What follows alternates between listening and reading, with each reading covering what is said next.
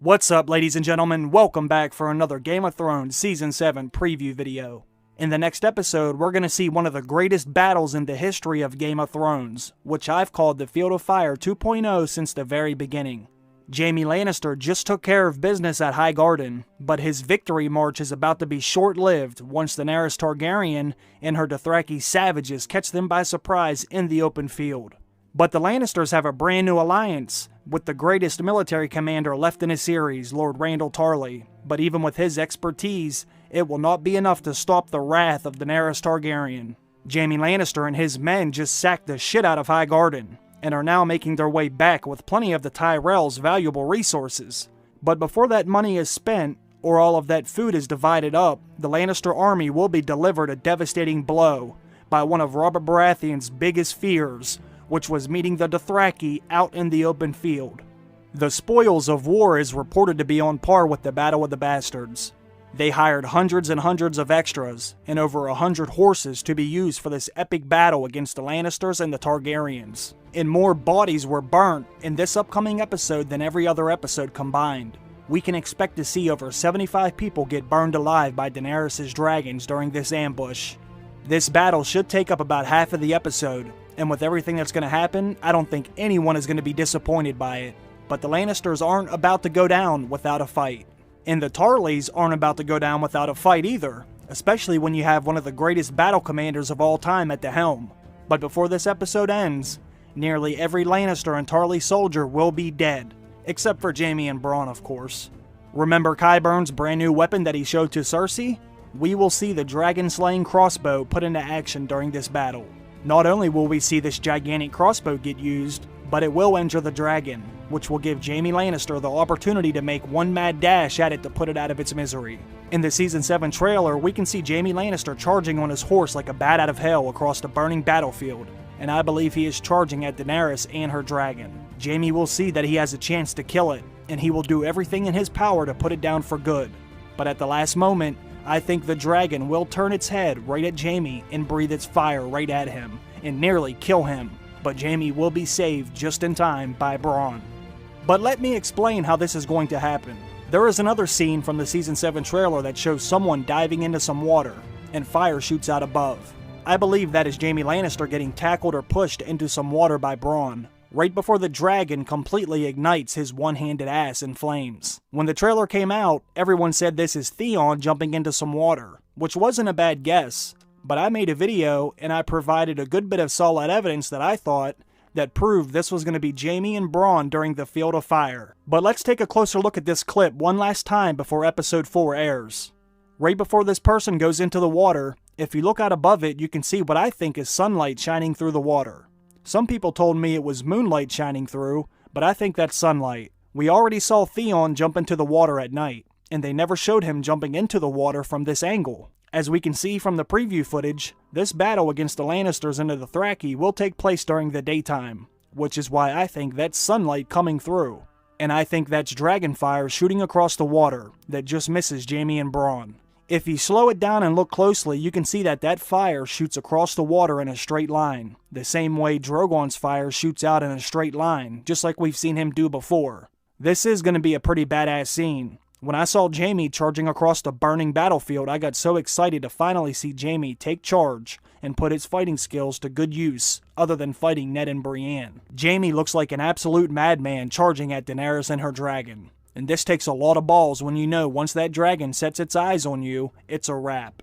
And Jaime would get cooked alive inside of that armor if it wasn't for Bronn, who's going to be here to save him just in time. I've been looking forward to the spoils of war ever since I first caught wind of how much the budget they were going to be spending on this episode, and more specifically this battle sequence. This is going to be an absolute bloodbath. You have to keep in mind how pissed Daenerys Targaryen is right now.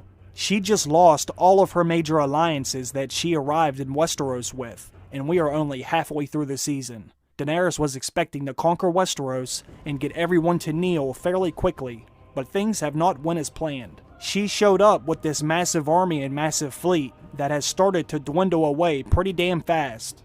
She lost her Greyjoy fleet almost as soon as she arrived. The Sand Snakes were just completely removed from the game, and they were going to provide the Dornish soldiers to help lay siege to King's Landing. Then the Tyrells are now out of the equation as well, and they were supposed to lay siege to King's Landing with the Dornish also, so that plan has now went to shit, and she lost her Greyjoy alliance as well. Not only is Yara locked up in King's Landing right now, but Theon isn't much help at all on his own, and with no more ships to provide, he has nothing at all that he could bring to the table for the next strategy. Daenerys has lost 3 major alliances, and the only thing she has to show for it is Casterly Rock. And Casterly Rock only had a small amount of Lannister men there, so she didn't even hurt the Lannisters that much by taking it at this moment. And on the other hand, Cersei now has 2 new alliances that are very formidable in battles. We saw what Euron Greyjoy is capable of, and Randyll Tarly's career speaks for itself. As of right now, the Lannisters are winning, and they have an anti-dragon weapon just waiting to be used. Cersei Lannister is also going to end up with the Iron Bank supplying her with the funds to strengthen her forces. Daenerys Targaryen is actually getting her ass kicked right now, so when she ambushes the Lannisters in the open field in the next episode, this is a must-win for Daenerys. She has got to win this battle. She cannot afford to lose all of her Dothraki men either. But even with all that being said, Daenerys still has the greatest threat Westeros has ever known to worry about. She still has to help defeat the Night King. Everyone in Westeros needs to wake up and realize they can't afford to lose all their best soldiers fighting each other, or else when the Night King comes, they will have no one strong enough left to beat them back and beat them into submission. I think things are getting pretty damn interesting now. Daenerys is going to need to find a way to take care of the Lannisters swiftly, without losing much else in the process. The Spoils of War is a big episode smacked right dab in the middle of the season, which goes to show just how epic this season could end up being. Typically, a battle of this size would be at the end of a season. Since this is in episode 4, that means whatever they have in store for us in episode 6 and 7 has to be something amazing. With Casterly Rock and Highgarden now being taken, the pace of the show is going to pick up even more from here on out. The struggle for who has control of the 7 kingdoms is underway, and Daenerys is feeling the power shift.